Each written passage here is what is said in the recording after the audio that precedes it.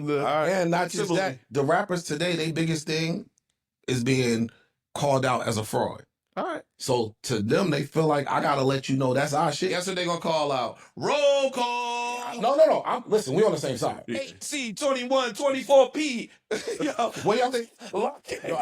I agree with Crazy. you. That's one of the fundamental differences that I found way back in the day when the gang started to infiltrate Jersey City and was just running up on niggas and trying to see what's good. You down, you not, get down or lay down, what type shit it was. Like Casanova had a phone call the other day that went public.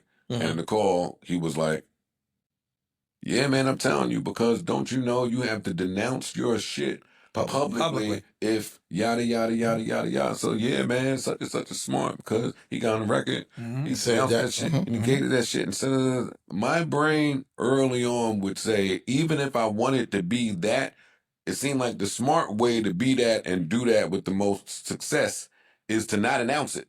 Yeah.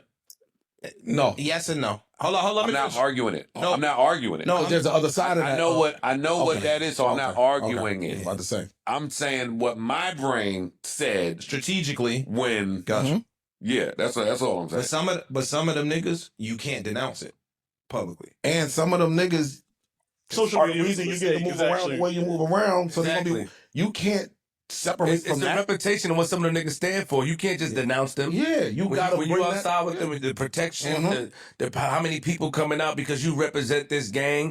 This, it's social media. I feel like a lot of this shit is a lot of niggas that denounce end up getting DP'd. Yeah, but you know what happened too? This is somewhat a good topic. Saying it. Yeah, some of this is a real good topic. It is. Also, what happened? The same way that we talk about labels removing the sub-labels and production companies that develop A&R and basically day-to-day handle their acts, right? Like a Rockefeller, Disturbing the Peace, a fucking Murder Inc. So, but when there's the erasure of all of them now, and the label wants to become the direct to the act, there is nobody that understands culture, monitoring culture, fucking day-to-day managing culture. So it's just a clusterfuck. Let me ask you a question about that. I would agree with that. These niggas are purposely looking at niggas to give them deals who we know what you're gonna do. As you can tell from Joe's comments, I think he's kind of frustrated with the game and where it is right now as far as hip-hop goes, just because there's been a lot of incarcerations, there's been a lot of deaths, there's been a lot of scrutinies as far as the genre is concerned. But I think, and I understand what he's saying to the degree, but I think we have to figure out how to fix it, because we can't just complain about the problem. We have to find a solution for it, especially if you love hip hop like I know Joe Budden does. So, and then we have to also think about who's at fault for why the genre is for what it is right now. I know a lot of people talk about the OGs in the game and how they need more OGs in the game to tell the younger kids what to do, but the younger kids are not listening. So, but also from a viewer standpoint or listener standpoint, we control what is put out there. So if an artist, the drill music became popular because people started listening to it, started getting viewerships on YouTube, started getting listeners on Apple Music and things like that. So there was money in it. So of course the labels are going to support it and push that narrative out there. But when these beefs came up and people started losing lives and going to jail and going to prison, there was still push for the music. Now, as listeners and viewers, we could have easily put an end to this genre or this subgenre of hip hop and just said, we're not supporting this. We don't believe it's productive. It's not good for the sport and for the genre that is hip hop. So we continue to support that. Joe Budden alike, myself, other artists, other podcasters, other music aficionados, other music analysts and things like that. We push music because they push the great product and for most aspects. And you're going to support music when it's good, but sometimes you have to think about, you have to weigh the pros and cons. Now, the music was good, but it pushed a negative narrative. And we know that most of those drill rappers and gangster rappers are trying to prove themselves because everyone says they're not living what they're rapping about. So of course these rappers are going out there trying to prove themselves, but at the end, all it's doing is just incarcerating more people, causing more deaths, and causing more mischief, and it's getting away from the true meaning of hip hop, of being a MC or a DJ or whatever aspect of hip hop you're trying to bring to the table. So Joe Budden does have a point when he's saying hip hop is dying, but I think he can put a stop to it and help alleviate some of the bleeding that hip hop has been suffering from the last couple of decades. Well, last couple of years, I should say. So he has a big enough platform and a big enough voice and has the experience, and I think he has the credibility to go out there and, be able to talk to some of these artists and be able to give these artists another perspective in another way, because Joe Budden's music didn't really have gangster rap to it. It was more conscious rap. It was more positive rap.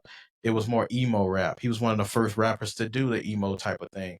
So he has, I think, a credibility, especially with the platform he has right now, to paint a different narrative and to give more light to the youth. Because youth sometimes are looking for validation, and when they get more validation from creating different type of songs, kind of going away from that drill gangster music type image, they can get more things done. These people, these rappers and artists have families and have friends and people care about them.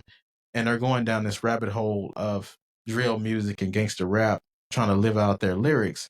And it shouldn't be that way. We don't really care if you're living your raps, because if the music's good, who cares? People can make their comments, people can say what they want, but hip hop is in the state right now where we need our talent, we need our people, and these people's families and their loved ones need them as well. So we don't need to push a narrative of this beef of, especially towards our own race, and being able to, you know, to hurt families and hurt our loved ones, because they're making generational money. So a lot of them are making money that, their families never seen.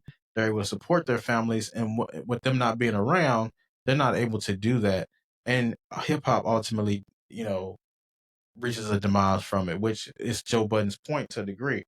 But I think he was speaking hyperbole, saying that he wants to be around to see hip hop die. I don't think he wants that, especially having a big hip hop platform like him, like he has, and the fans that he has that are a supporter of hip hop and R&B as well, which he supports both, but mostly he cuts his teeth from the hip hop platform and having hip hop guests and just embracing the hip hop culture. But I think he was kind of wrong in this one, and he needs to embrace the youth more, reach out to some people, try to get a feel for what's going on in the hip hop world, especially since he has somewhat of a front row seat to what's going on. And he definitely knows a lot more than us, the general viewer or the general listener, has access to.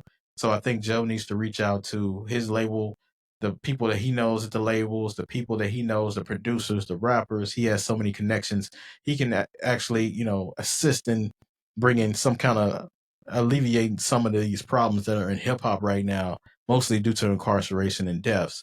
Whether it be a Diddy right now, or it be a Mo3, or any artist that you can think of, a Yellow Peasy. There are so many different cases popping up and so many different dramas, even dealing with last year's drama of, the Young Thug trial, which is a difficult one to watch. Very entertaining, but it was very sad to see just hip hop have to go down that road. But like I said before, we need all of our artists and all of our people in hip hop. We need all of our people to be successful and to go down a better path, because there's enough room out here for everyone to do what they need to do, whether it's podcasts and music, videos, content. There's a lot of space, and we don't have to bump heads doing so. You can still make your money and cut your teeth without having to do all these antics and having to be real, so to speak. So, and then come up with all this clickbaity topics and clickbaity beef. So, yeah. So, in my final statements, Joe Budden, just reach out to the people that you can reach out to, and try to see if you can reach some of these people. Even if you can reach one, like they said, it makes a huge difference. So, but as always, until next time, I'll see you next time.